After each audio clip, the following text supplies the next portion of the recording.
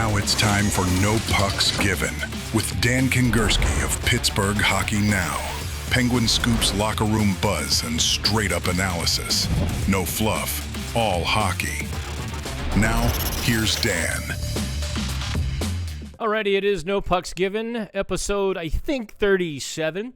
I am Dan Kingerski on the Pittsburgh Hockey Now platforms. You can see this on YouTube. I think I'm recording the video a little bit of a different way this week.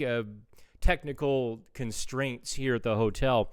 Also, on all of the Odyssey podcast platforms. That's Apple, that's Amazon, that's Spotify, wherever you get your podcast. There I will be. So do me a favor and set those downloads so that when I drop this insanity, brilliance, craziness, inane, witless blather, you may download it immediately. You can delete it. I don't care. Let's talk about some things, or actually let's talk about what we're going to do on this show. And you can actually see, those of you on the video side, that is not downtown Toronto over my shoulder. That is, in fact, the Pearson Airport in Toronto. And I'm staying at the casino close to the airport because about a month ago, and I hadn't booked my Toronto hotel. I mean, I usually wait to see what kind of deals are going to happen. I didn't realize that Blue Jays fever had already gripped the city.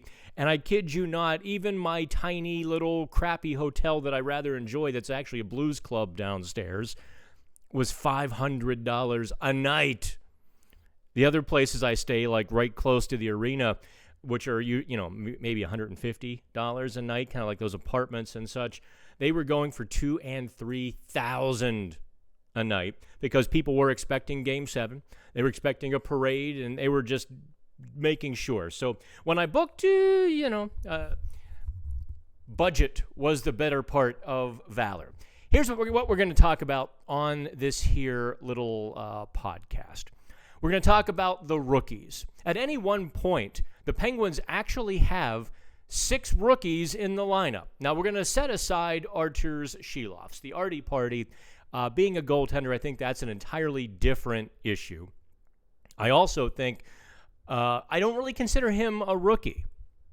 When you've had that kind of playoff run that he's had, and a couple of shots at the NHL, I just don't see him as a rookie. But he does, by the very definition, qualify. So at any one point, there are 6. But we're going to talk about Ben Kindle, Harrison Brunick, Philip Hollander, Ville Koivunen, and Owen Pickering.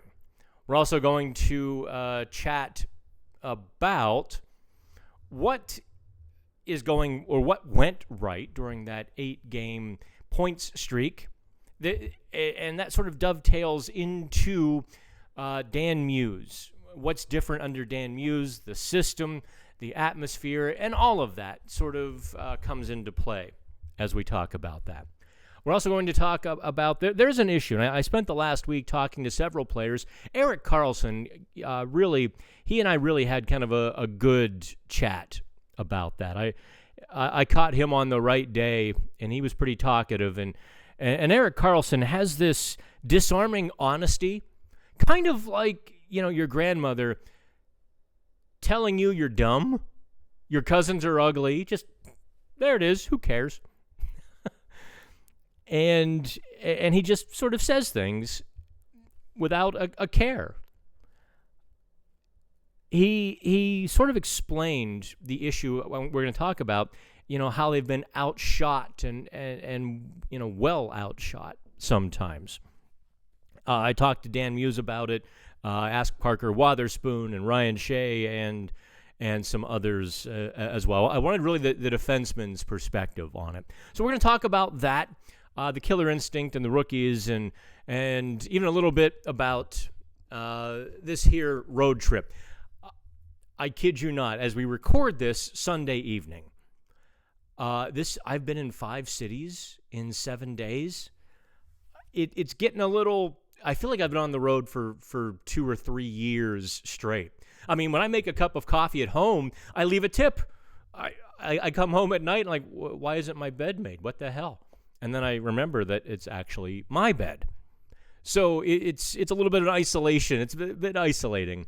Like for dinner tonight, I'm staying at a casino, so I wander downstairs. I had my pick of restaurants, and you sit there quietly. You kind of get a little corner booth and enjoy yourself. But it's not for everybody. Fortunately, I was kind of born to do this. Let's get into the rookies, shall we? And I will not have the ability to put up any pictures since I'm recording this in QuickTime.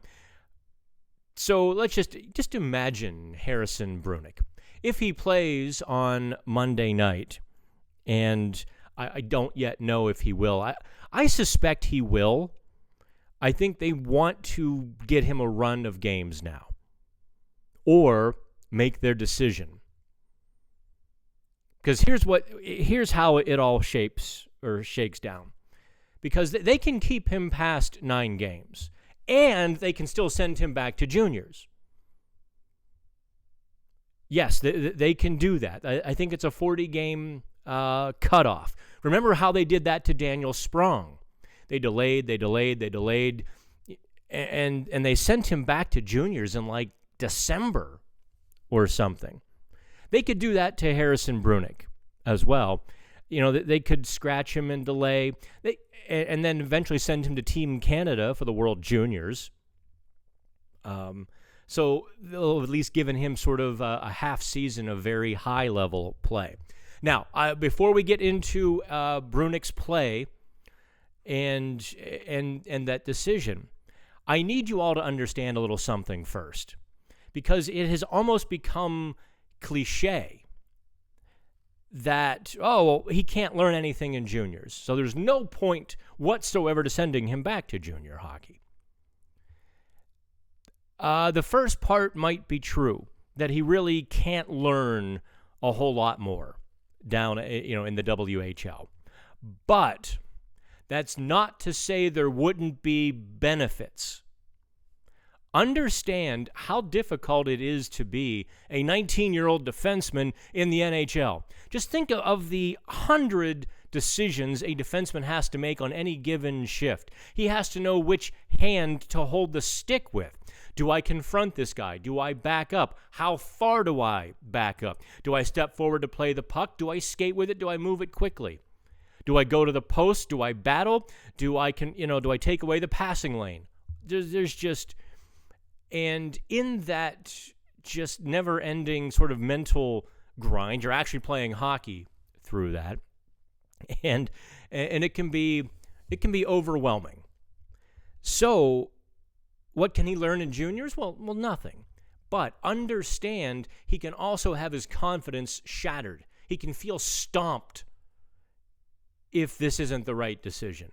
If they keep him in the NHL and he struggles and keeps struggling, well, there's no benefit to that either. In fact, there is a harm to that. So understand, this is a big decision. It doesn't necessarily need to be made at the 9 games. I mean, it's not like they lose him if they play him for 20 games and send him back to juniors. What happens? They enact the first year of his entry-level contract. All right. So that means in 2 years, they will owe him a new contract. Big whoop. They're going to give it to him anyway. And in fact, there actually might be a benefit in 2 years because he hasn't fully developed yet, and you're giving that guy kind of a bridge deal. Or you're able to get him on a little bit of a bargain. So don't, I've been guilty of this too, and please don't take that as this is a lecture on the 9-game part anyway. I think everybody kind of gets caught on that 9-game deadline. But it's not hard and fast. They can keep him past 9 games and still send him back down. Daniel Sprong, back in 2015, they futzed around and kept him into December, I think it was, before sending him back down. Everyone's like, you burned a year of his entry-level contract. Oh, that was terrible. In reality, did it cost the Penguins anything? No. Did it cost the player anything? No. So credit to the person in the organization who kind of alerted me to that potential. That if he does go back to juniors, I mean, first of all, he might not have a whole lot to learn, but it would protect him. And two, he doesn't have to go back to juniors right away. He can, kind of kick around and maybe they give him, a 5-game run or 10-game run, whatever it might be. Now, to his play, that's sort of the that's the rough part. Because you saw in the first 3 minutes against the Winnipeg Jets, he and Owen Pickering, a pair of rookie defensemen, are -2. Boom, boom. I talked with Harrison after the game. He and I just had a one-on-one chat, and he was kicking himself. Make no mistake, he was upset with himself for both goals, actually. And I said to him, well, I mean, come on, the first goal was just kind of bad luck, right? That was bad luck for everybody. It happens. He's like, well, no, we have to defend the goal line better. We have to be better. That can't happen. That shot can't happen. Like, okay, fair enough. I tend to disagree. I mean, I've seen Sidney Crosby do that to goaltenders for 20 years. So from that standpoint, I wasn't going to argue with him, but I understood his frustration. The second goal was, in fact, a good bit on him because the Jets go wide down the left flank, Brunick's side. They get behind him. And now he's got the choice. He gave the puck way too much space. They get behind him. He kind of lets Brad Lambert chip him and sort of muscle past. So when the puck swings around the net, and I forget who passed it to Brad Lambert. Please forgive me. Lambert goes to the back post right through Brunick. So now Lambert has position on Brunick. And it was an easy tap-in at that point. So, I mean, he rightly is looking at his two big mistakes on the play, not playing a tighter gap and nullifying the play. Maybe 3 mistakes. Letting Lambert get through him, and then letting Lambert tap it in so easily at the back post. Artie Shelofs, I thought, played it poorly as well because his shoulders were largely parallel to the crossbar instead of squared to the puck. If Shelofs turns, kind of fronts the puck, I don't think that pass gets through because that pass was deep through the crease. I mean, that was a foot, 2 feet from the goal line. I don't know how nobody broke it up.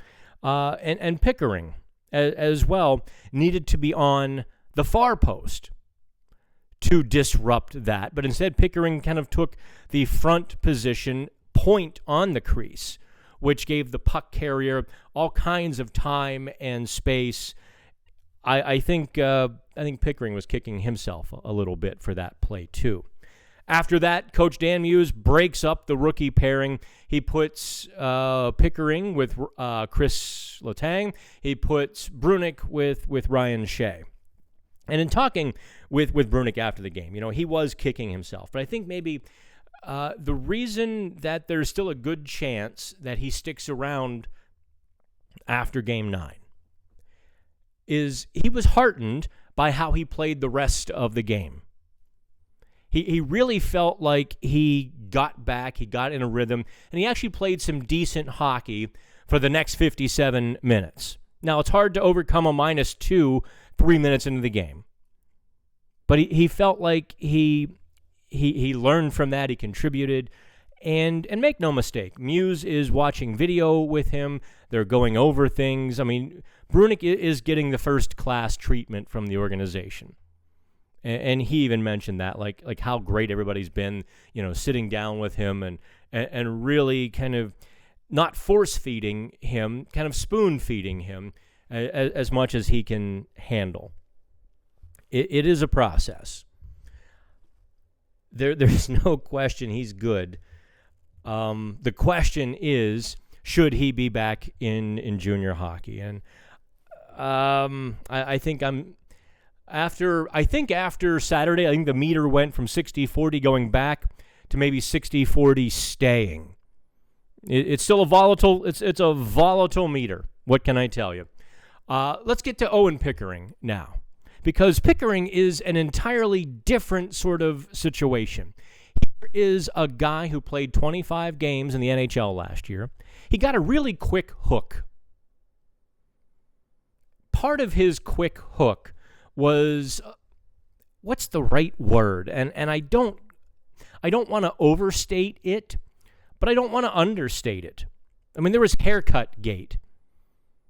I mean, the social media, everyone's like, oh, look how great that is. Sidney Crosby takes Owen Pickering for a haircut. The reality was Sidney Crosby was sort of solving an internal problem.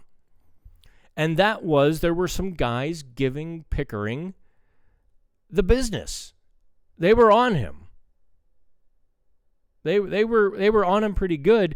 And for some reason, his hair became sort of a point of emphasis or contention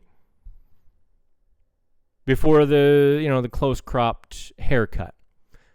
But, is friction the right word? To what degree I never quite got the full story. I certainly have some suspicions and I have some beliefs, but that's all they are. They are not knowledge. So I really don't want to dive too deep into them. But, he goes through a little bit of crap. He gets sent down back to Wilkes-Barre. He comes into training camp. He was fine. Not good, not bad. He was fine. He made zero mistakes. And that seems to be the very thing that Owen Pickering is trying to do now. After all he's been through, the quick hook last year, sort of the rookie razzing or whatnot, the demotion in training camp, which may or may not be deserved. You can argue either way. So here is a guy who is really tentative. His average shift length is actually getting shorter. I wrote about it several days ago that, he got 21 shifts in Minnesota, the same as everybody else, actually a couple more than some of the other defensemen. Yet his ice time was under 14 minutes. It was like 13:32, 13:23, 13:23. Despite 21 shifts, because his average ice time was only 38 seconds. So I kind of talked to some people, and I watched closely. No, the coaches are not calling him over to end his shift in 30 seconds. That is a player afraid to make a mistake. That is a player playing way too cautiously. It's understandable given everything that he's been through. And that's why I brought everything up. But he also has to assert himself. At some point, he has to say, to hell with it, I'm playing. And he has to bring his A game, or he's going to get caught in this sort of ocean current, washing him up and taking him out. He's going to get caught, he's going to get rolled, actually, is what's going to happen if he doesn't assert himself. I thought he played really well in Minnesota. I lost track of the number of little nullifications, the interruptions, the poke checks, the, kind of rubbing the defender out on the wall. Just, using it, or the forwards, separating forward from puck, little touch play, boom, it goes. And that doesn't show up on the score sheet. He did that, no less than half a dozen times. But he still was just jumping off the ice as quickly as he could. And he's going to have to start playing hockey and trusting himself. So I don't know Owen Pickering's longer future. If he continues to throw himself off the ice, you very well could see Ryan Graves brought up. And they have one of those, another tough conversation with Pickering like, dude, you need to be better. they wouldn't be wrong. I don't know that they'd be entirely right, but they wouldn't be wrong.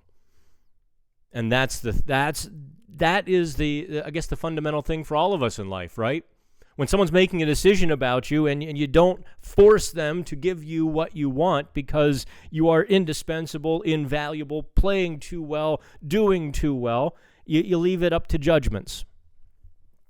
And that's kind of where Pickering is right now. Caleb Jones is out for another, 7 weeks? Rough math. 6-7 weeks. So Pickering has some runway. But you'll notice Pittsburgh Hockey Now had the report a bit more than a week ago now that the Penguins indeed kicked tires. Kyle Dubas made some calls on some spare part left-handed defensemen. He was out there, seeing what he could get. He wasn't offering a whole lot from what we understand. He wasn't, throwing around second, third round picks, and he wasn't going after established guys who are in the NHL, but rather looking at some of those, like Eric Gustafsson in Detroit, who was waived at the end of camp to his great surprise. Gustafsson, 33 years old, has over 500 NHL games, always kind of an offensive defenseman, has had some real spurts in his career, but now in the AHL. And from what we understand, what sources admitted to us, that, the Penguins kicked the tires. Obviously, one of the Penguins or Detroit didn't like the negotiations, and it didn't happen. Pickering gets called up a day or two later. That's not exactly building up the confidence or showing that the organization has a lot of confidence in him. Let's talk about Philip Hollander. Top line duty. Really hasn't played poorly. Not even a little bit. No mistakes. He's done some good things. He's pretty good on the wall. But he hasn't really made an impact yet, has he? How many games has it been? He had some good pokes in Winnipeg. He had that great chance against Minnesota. Oh, did Sidney Crosby serve one up to him on Thursday night? Crosby, down close to the goal line, just snaps a pass to Hollander in the slot. Hollander makes a good shot. At first, you think, Hollander didn't lift the puck. But then you look at the replay. He got the puck 3-4 feet off the ice. That was a good wrister. And Philip Gustafsson diving to his right. Cleared. He goes full horizontal, stretched out. And because he dove to his right, his glove hand is the top hand. Is able to get his glove on the shot. Hollander had a couple pokes at Eric Comrie as well. And, rebounds in the crease. And right there, couldn't poke them home. I count those as good things to a point. I count these wall battles that he wins good. He does have to do a little bit more to maintain top-line duty. Otherwise, he becomes a very Dominic Simone type player that you all just went bananas against. Even though it seemed like Dominic Simone, wherever Simone went, good things happened. He just wasn't on the score sheet to celebrate for himself. Right now, anyway, in this very specific moment, I see Hollander in that same mold. Now, Hollander can continue growing, gain some confidence. He has to play with the puck more. He has to hold it onto his stick. He has to let the play develop. And he's got some good playmaking ability. He can't and he shouldn't treat it like a hot potato, which he sometimes does. I get it. You're back in North America for the first time. You're playing with Sidney Crosby and Brian Rust, and they've got their own shorthand language. And there's a temptation for every player who joins that line, not named Rickard Rakell, to get the puck and give it back to them. Get the puck, get it back to get the puck to those guys and let them do their thing. I think Hollander has to, get a little more confident as well. But there has been absolutely zero negatives to Hollander's game so far. Ville Koivunen, on the other hand, really is he's had 3 straight good third periods. However, unfortunately for him, he's had 3 straight mediocre first 40 minutes. In the third period, he's playing with the puck. He's pulling it back. He's holding it. He's looking. He's, the play. Koivunen has that ability to, his head is up. He's got the puck. And the play just sort of seems to begin to melt around him. And he can do things with the puck. He knows where to put it and knows where to go. You start to see that, but only in the third period. In the first couple of periods, he's sort of chasing his tail a little bit. He's moving the puck too quickly, and he's not playing his best game. Now, having said that, as I bring in the other rookie that the Penguins are icing, Ben Kindle in the third line, despite getting, I think the team got spanked by Winnipeg on Saturday. That third line, whether it was Hollander, Kindle, and Koivunen, or Novak, Kindle, and Koivunen, I think those 2 lines combined to allow 1 shot on goal. No scoring chances, no high danger chances, and all the shots, all the scoring chances were theirs. I don't necessarily think there were a lot of dangerous chances, and I don't think they spent enough time in the offensive zone, but they had those quick strikes, those bursts where they were dangerous, especially the Hollander, Kindle, Koivunen combo. Hollander, Kindle, Koivunen combo. Say that 5 times fast. So from that standpoint, Ben Kindle is a bit quiet, but he's just doing everything right. You notice he hasn't been scratched the last few games. Technically, he should be scratched for Toronto because that would be a few games, but I don't think I think they're going to let him roll for a while. So that's the rookies. For those of you on the Odyssey podcast network, here is where I take a break. Now, I plan to only talk about the rookies for like 15 minutes. Ha ha ha. Dan got long-winded, and it's been like, 27 minutes. So here is where we take a break, and I'm going to come back, and I'm going to talk about the team itself and if they are whistling past the graveyard. So hang on. Odyssey's going to pay some bills here in the No Pucks Given podcast to it. Whistling past the graveyard, so to speak. The Penguins have been outshot in their 13 games 9 times. They have been outchanced 8 of those 13 times. Interestingly, in terms of high danger chances, however, they have outchanced their opponents 7 times. So they're like 7-6. And I put this up on Pittsburgh Hockey Now Sunday evening, so I don't expect everyone to have seen it yet. But I went through the deeper numbers, although don't worry, it's not a numbers piece. This is more about the stories, and this is actually about Erik Karlsson's insights as well. I can't share the screen with you because I'm doing this in quick time, and I don't have all the functionality that I had with the other stuff, the other software, but the other software requires more bandwidth, and I just don't have it here at the hotel. So I asked Erik Karlsson that question. Look, you guys are getting outshot sometimes pretty heavily. Is that a concern? And he said, look, I think shots are sometimes very accurate in how a game was played. It can also be very misleading. I mean, I can take a lot of shots, but get nothing out of them. I think it's more about quality over quantity. I think that we are very good at quality managing our shots.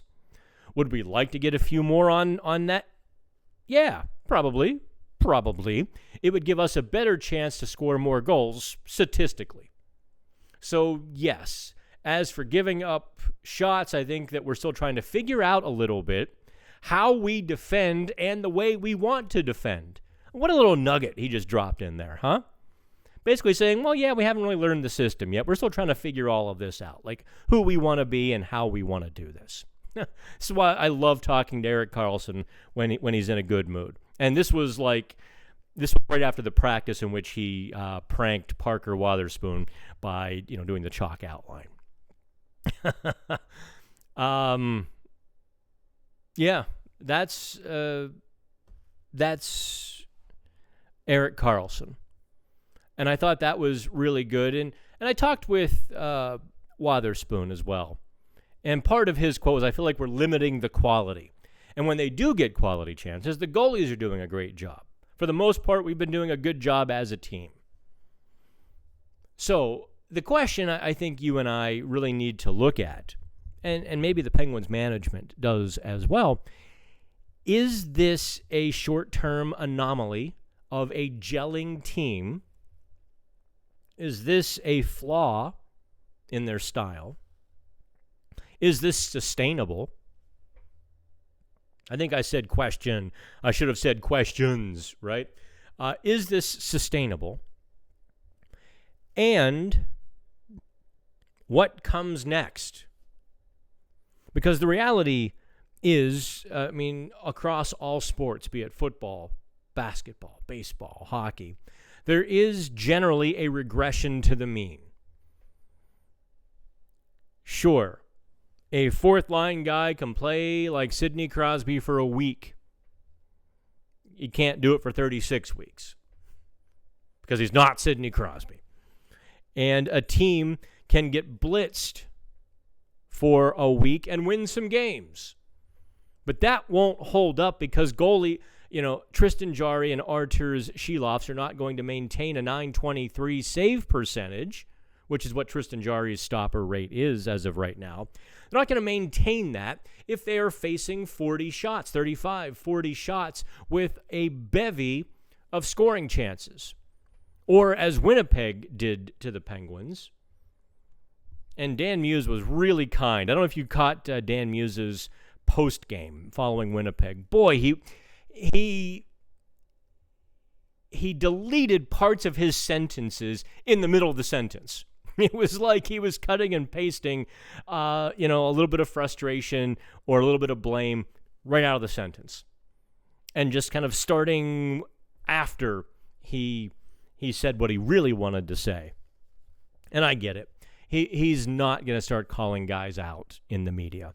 He told us that from the beginning, that he wants to be able to control the narrative for a lot of these players. He doesn't want them hearing it from us. He wants them to hear it from him.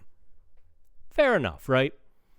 I will give a coach a pass if he's honest like that and says, I want to be the guy talking to them about their problems, not you.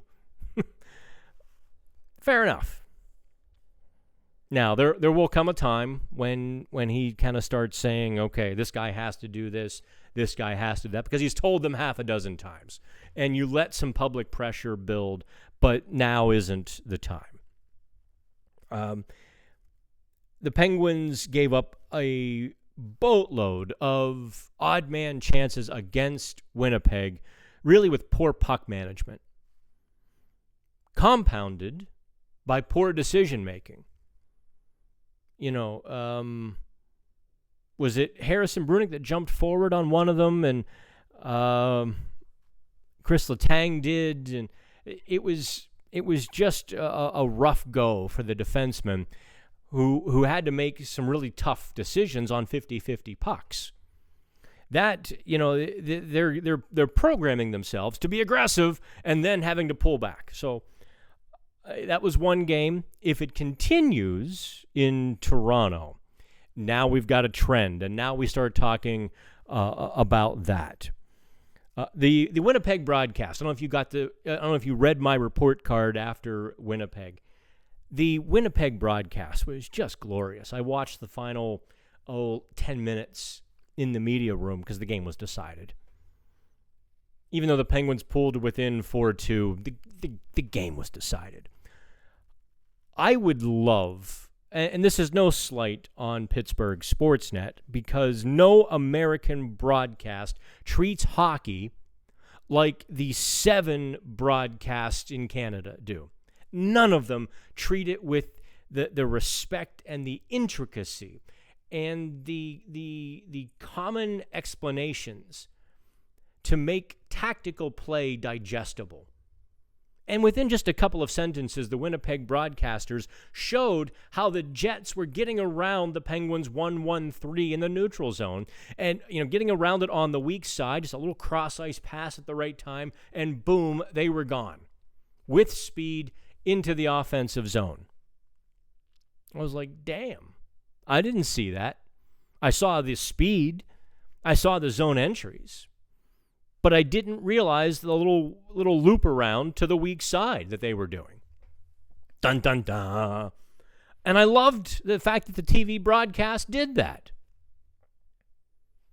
I don't know why American broadcast... Well, actually, I kind of do. And I don't know if I want to get off on a rant here. The American broadcasts are really dumbed down to the point of idiocy. And that's not Pittsburgh. That's every American hockey broadcast. They'd rather tell you about a player's family than show you the defenseman with the stick in the wrong hand. Or the weak side comeback, the power play rim around to change the angles. All of these little things that, teams game plan that American TV doesn't tell you or show you. And sometimes it's even difficult to see on television. I get it. I don't blame fans who, you have to really have grown up in hockey to spot this stuff. Lord knows I have a difficult enough time, and I'm watching for it. But I didn't grow up in hockey. I lean on some smart people. What can I say? Who sometimes make me look smart. That's it. I think we've done enough of a podcast. This is a 3 gigabyte podcast already, and 36 minutes. So are the Penguins whistling past the graveyard? And I hope that I moved the needle a little bit on the Harrison Brunick conversation. It's not just about the fact that he can't learn anything in juniors. Sending him to juniors might be protecting him. That can't be ignored. I think, based on Dan Muse's comments on Saturday, that the Penguins are leaning towards keeping Harrison Brunick, but that doesn't guarantee him a full season's ride. They could keep him into December, send him back to juniors for the World Juniors, and then let him play I don't know. Or actually, I guess they could send him to Team Canada for the World Juniors and recall him, sit him for a week, send him down to Wilkes-Barre on a conditioning assignment into January, then send him back to juniors because you have the Olympic break coming, and before you know it, it's March, and you can call him back again because his season, with any luck, would be ending. Who knows how that all plays out? I find it interesting and fascinating.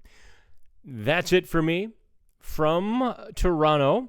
Hopefully the downtown isn't too depressed when we roll in Monday morning for the morning skate. But I hope you enjoy these. Like, subscribe, comment, argue. Tell me how to improve these. I do have a co-host coming. I have a co-host coming. Didn't get him on this week. Next week, I will unveil the brand new co-host. So I have someone to talk to. So I'm not sitting here for 40 minutes talking to myself. Then again, who are we kidding? I'll do the same thing anyway. All right. Have fun. Oh, and you know what? I guess we're going to do an addendum here to the podcast. I guess a part 2, because I forgot to get to the questions I asked for on X Sunday evening. Got some good ones, too. So I'm just going to dive straight into those. Go check out part 1 of the podcast. So here we go. From John Chergy, actually one of my original followers back when I literally was Bud Moonshine. JC was following me there on the fan. I think I had less than 1,000. I remember your name, John. Do I like Will Horkoff in Michigan? Well, yeah. I wrote him up pretty well. I glowed him up during rookie camp, obviously because he is a collegiate player, couldn't come to training camp, couldn't play in the preseason, couldn't play in the Prospects Challenge.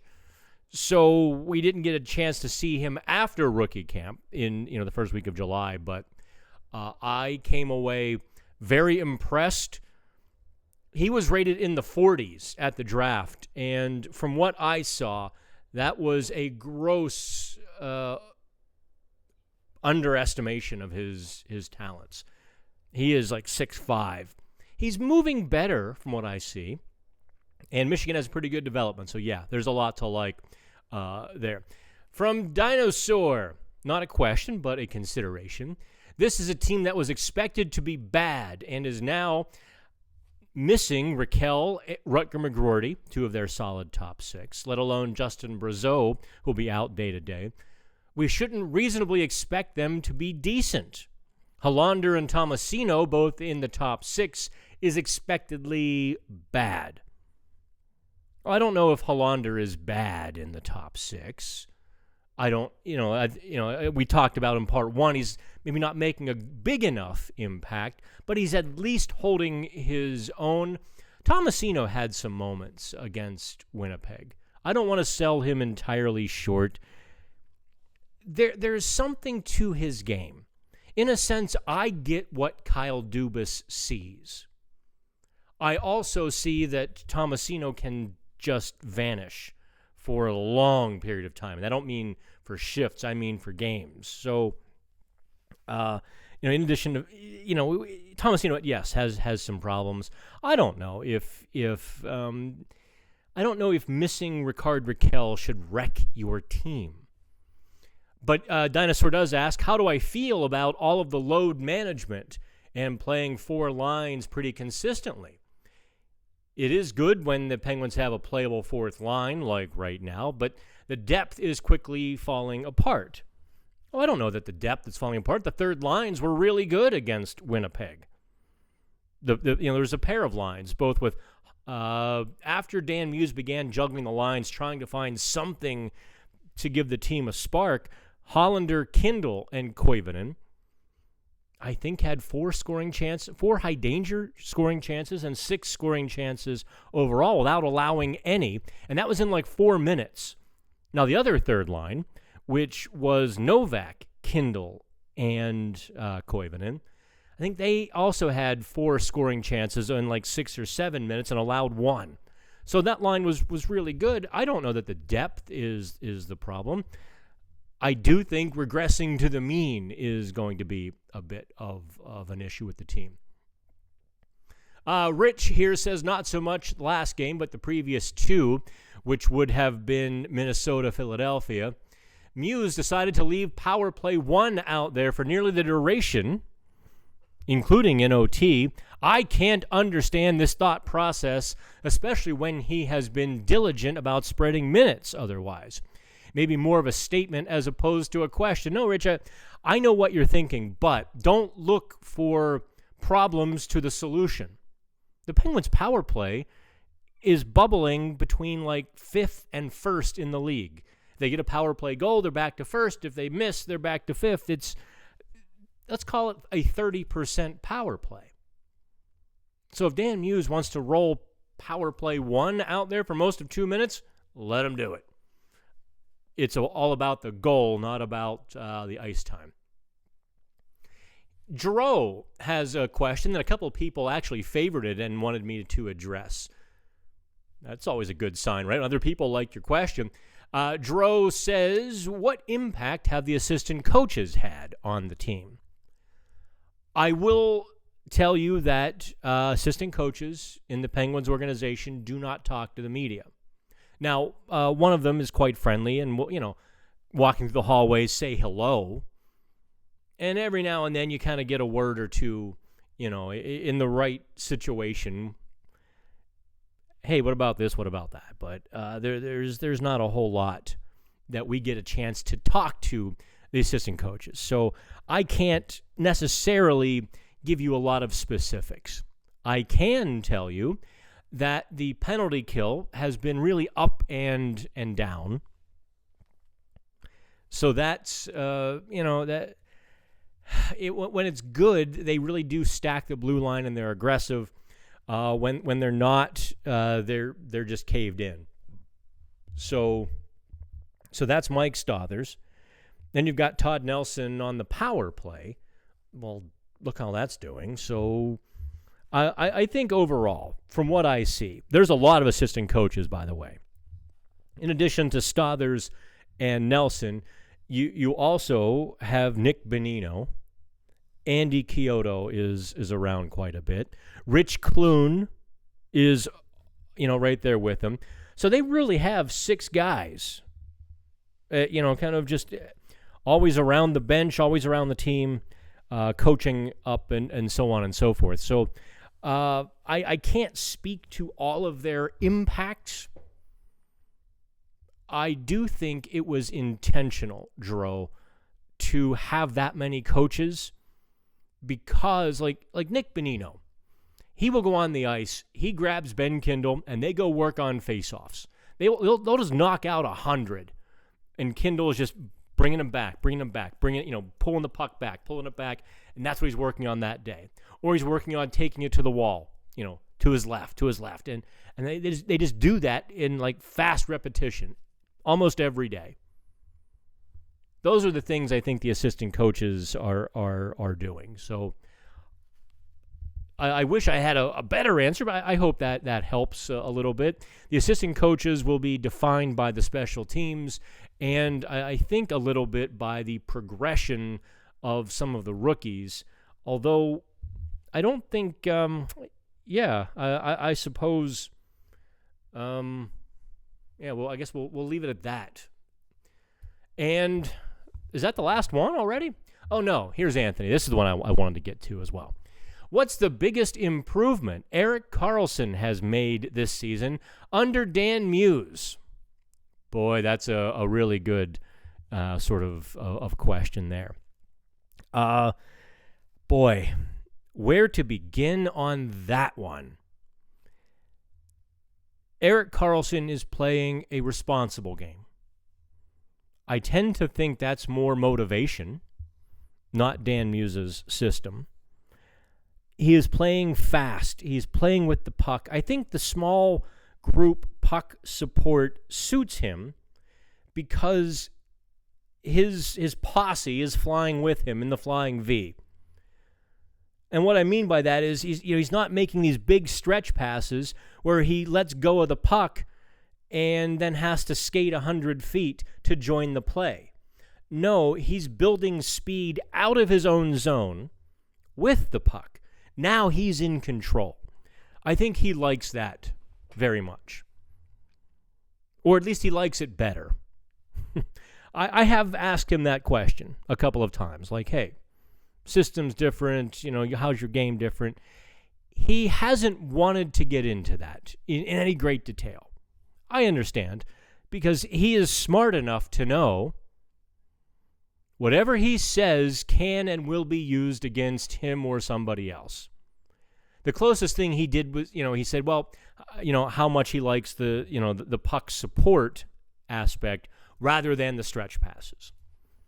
I understand that. That's an obvious sort of statement that nobody can get mad at. So he can say that. I also think there is a motivational factor. Look, he wants to play in the Olympics.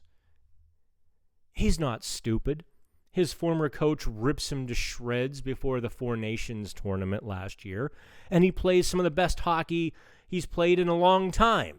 Comes back to Pittsburgh, and he doesn't. He knows people saw that. Erik Karlsson is one of the smartest guys in that room, or most aware. Maybe he's self-aware. Even as he got ripped a little bit last year for saying, "Yeah, I played great. What of it?" He knew. He just wasn't going to give the media the satisfaction of kicking himself in front of everybody. What else is Erik Karlsson doing differently? The power play is about 10 times faster. Yeah, they have their moments when he and Malkin play catch at the top of the zone, and even I want to yell down, "Shoot!"